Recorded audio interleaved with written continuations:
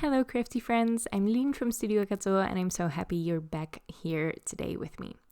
I am sharing two videos today. This should be the second one. This is just a project video for these two cards that I made with the Country Road release from Spellbinders. The second video that is up today is a release overview of that Country Road release. So there are 4 die sets that I used from this release and I made 7 cards with them, and I'm going to share them all in that video. It should be linked down below so you can head over there for more inspiration. Now for this one, I'm focusing on 3 of those die sets. I'm going to start out by creating this wheelbarrow from the Country Wheelbarrow die set.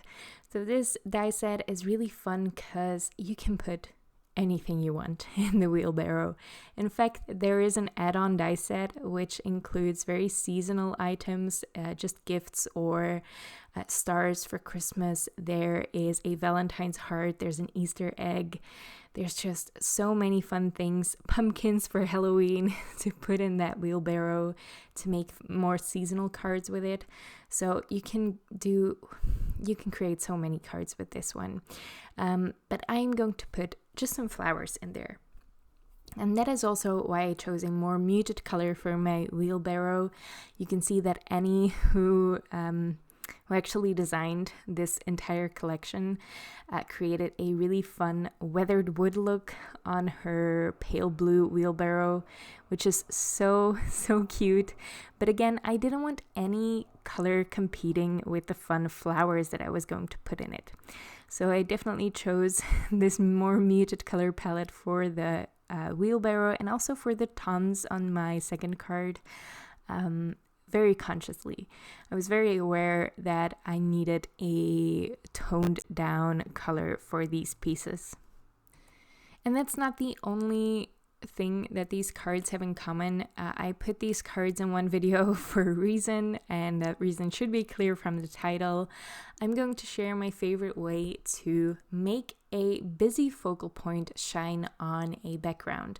So most of the time, my focal point these days is flowers, and those can get very busy, especially like this. If you have lots and lots of tiny pieces and you have lots of different colors, you don't want to put them on a empty background necessarily, although white space can be very fun. But I usually like to add a little subtle thing of a background. And to do that, you can do some subtle stenciling, that would be fun, but I prefer to use embossing folders. Spellbinders has so many embossing folders.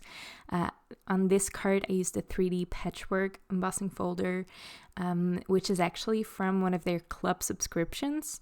I will leave that linked below as well. You can get the subscriptions both in the US and in the UK store, so shipping is a little bit easier for those in Europe, which I very much appreciate.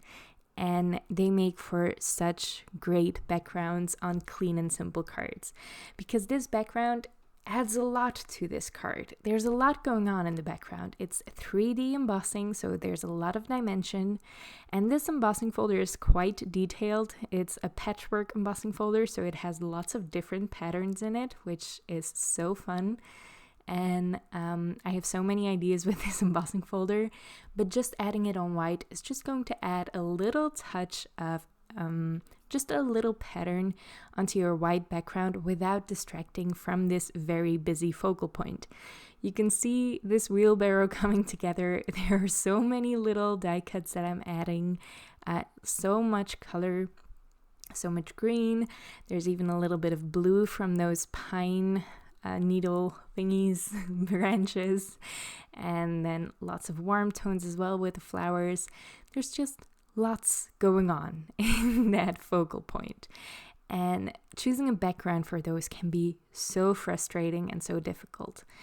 I usually go for an embossing folder these days, and or a stenciled background. Tone-on-tone stenciling can do a lot too, so I would go for a very light gray ink on white paper probably if I were to stencil a background here. So it doesn't distract from the white space and embossed background, it just adds a little touch of something, and it's my favorite thing these days. And the reason I mention stenciling along with embossing is it gives that tone-on-tone look, or you can create a very subtle look with both of these things. And they're both very quick, though embossing folders are even more quick than stenciling. And they are pretty much the same price point. They're very inexpensive. The Spellbinders embossing folders, the 3D embossing folders, I think go for $12. And a stencil set is usually, if you have a layered stencil set to create some sort of more dimensional look like you get with 3D embossing folders, you'll also pay $12. If you get just one stencil, it's probably half that, but still, it's a very inexpensive background craft supply. If you want to talk about background stamps, which are also fun, they can go to $20 easily, and I just think that's a lot for a background product. For embossing folders, it's a really quick thing to use on a card, and it's just so easy. It looks great all the time. I love them. So it's actually one of my favorite club kits to subscribe to as well at Spellbinders. Now, speaking of club kits, this little sentiment is also from a previous Glimmer club release, I think. So it just says "for you" on this tiny little tag, which is so adorable. And I'm going to add a little bit of embroidery thread to it. I did that off camera because I'm very terrible at tying little bows, especially when they're this miniature. So I did that off camera, so I was a little bit less nervous. And then it's time for the second card.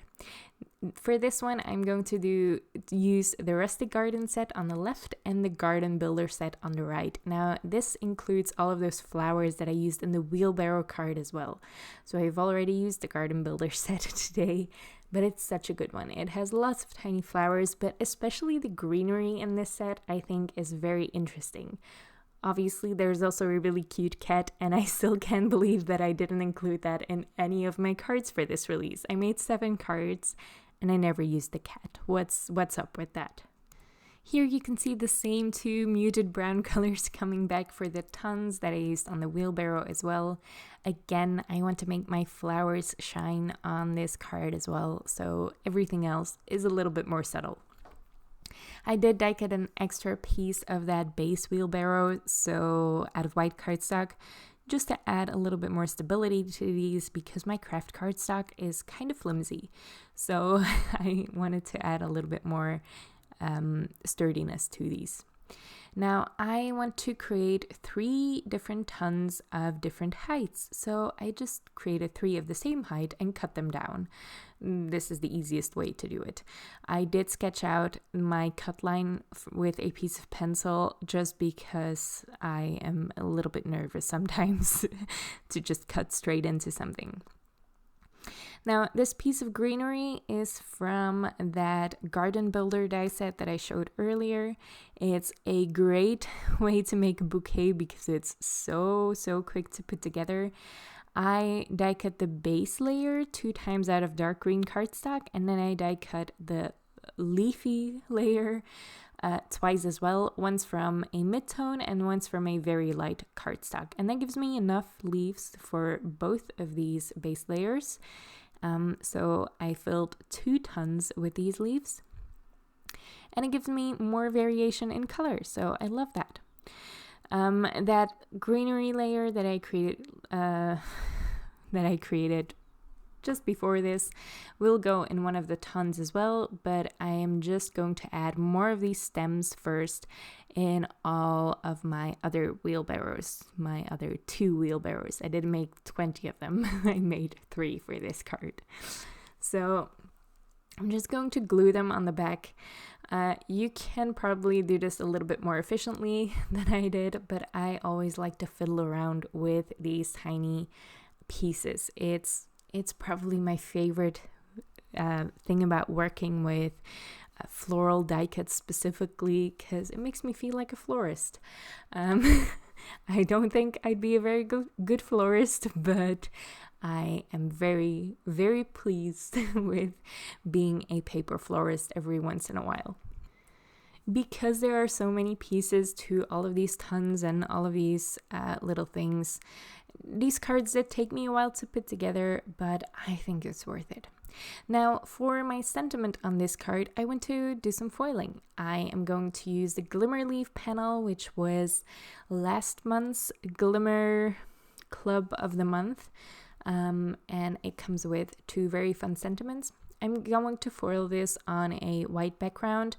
This white background is larger than I need it to be. I will trim it down later, and I will explain why as well.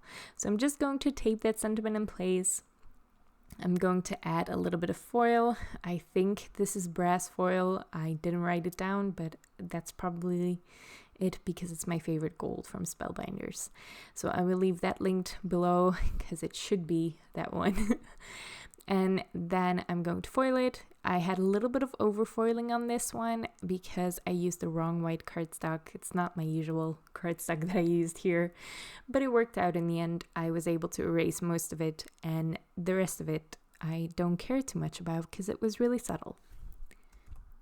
Now I am also going to emboss this panel with the Dimensional Diamonds 3D embossing folder. And this is a 3D embossing folder, and one thing to note about 3D embossing folders is they, because there's so much dimension to them, they kind of shrink your paper. That is why I cut this larger than it needs to be before foiling and before embossing, because once it goes through your embossing folder, it's going to shrink, and sometimes it shrinks like 1/4 of an inch, and it's a lot. It can shrink a lot on one side. So because it's also so dimensional, I want to explain here, I'm wetting this paper a little bit with a baby wipe. You can spray the paper as well, but that just loosens the fibers of the paper up a little bit, and it's easier to emboss with it without cracking the paper. Now, I don't want to emboss that sentiment, obviously, so I am going to emboss everything above it. And this is also going to create a little bit of a, because the paper above it shrinks, above the sentiment is shrunken down a little bit, you can tell there are a few little creases in the sentiment. It's not embossed, but because the paper above it shrunk, it just pulls the paper on the sentiment a little bit together. It's very subtle. No one is going to notice if I didn't point it out, but it's just something to keep in mind if you're doing partial embossing. If I didn't have a sentiment there, it wouldn't have been noticeable at all. So just glued that down on a card base, and then I'm going to add some foam tape to the back of these tons. This is a very long video. I'm not used to talking this much. That's why I'm tripping over all of my words. But I didn't want to leave too much out of this process. I know that I like it. I like to watch people put every piece together, even though it's a little bit repetitive. I like to see it, so I'm going to put it in my videos probably.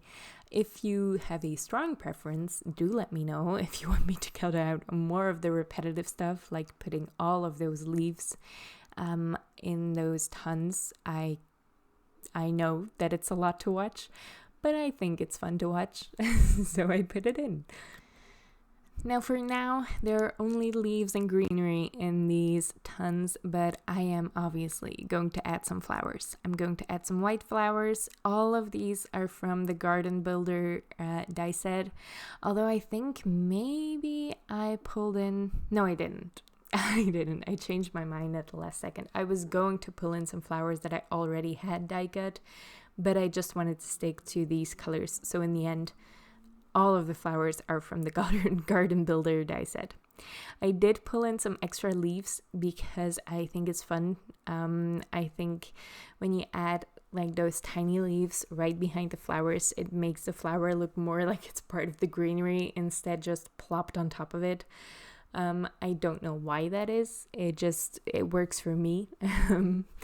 Yeah, I did make sure to add some flowers behind some stems and leaves as well, just to add more depth to the whole image.